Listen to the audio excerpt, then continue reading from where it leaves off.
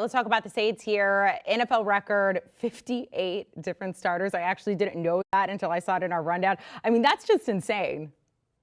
Yeah, I thought that I think the Titans actually set the record, and then maybe the Saints broke it with all the guys that they had to trot out there in Week 18. I gave the Saints a B plus. They came into the year just in a weird spot at quarterback. I thought they should have called Phillip Rivers from, or tried to set something up where he comes in after he coaches. But they ended up going with Taysom Hill, who suffered an injury that probably is going to prevent him from becoming the starter next year. And, you have Trevor Siemian, Jameis Winston. What am I talking about?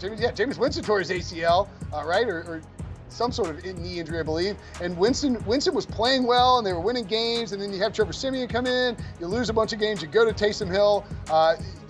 This is, again, like the Ravens, a team that just dealt with a ton of injuries. And I thought Sean Payton, to get this team to 9-8, to get them in the playoff mix, if the 49ers just lose to the Rams, the Saints are in the playoffs. And I just think it's one of the best coaching jobs of the year for Sean Payton to get this team to 9 wins with all the injuries, particularly at the quarterback position that they dealt with. God, this season's been so long, Amanda. I blacked out for a minute, forgot Jameis Winston being the starter. Well, and Ian Book, I don't even think you said Ian Book that one game he had, which was crazy. Nobody needs to remember that. Even Ian Book particularly, and Ian Book's parents and family do not need to remember that game in prime time. It was a rough one. Yeah, it was not good. I hope Brady Quinn put it out of his head, too, because that was not great.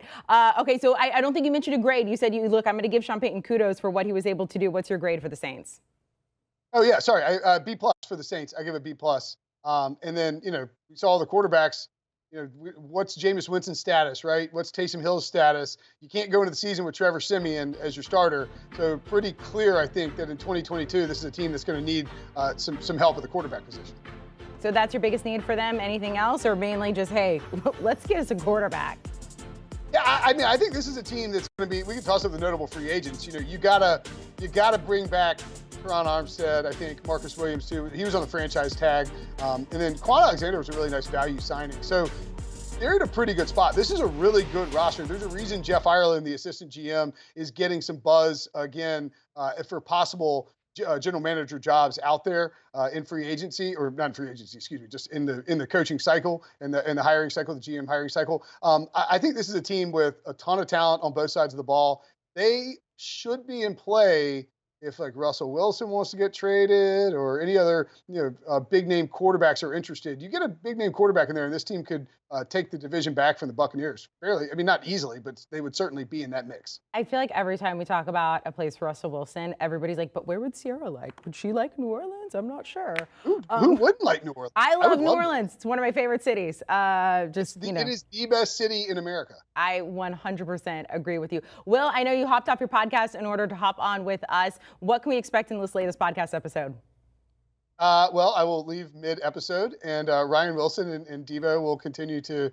People in the comments, on the YouTube comments, thought that Devo was trying to steal it from me. But we break down David Culley's firing, and we'll have tons of emergency podcasts. Of course, a picks podcast with our best bets, me, RJ White, and Pete Briscoe, coming up on Friday's show. See, this is why I don't need to actually do this promo, because we have you. Will Brinson, thanks so much.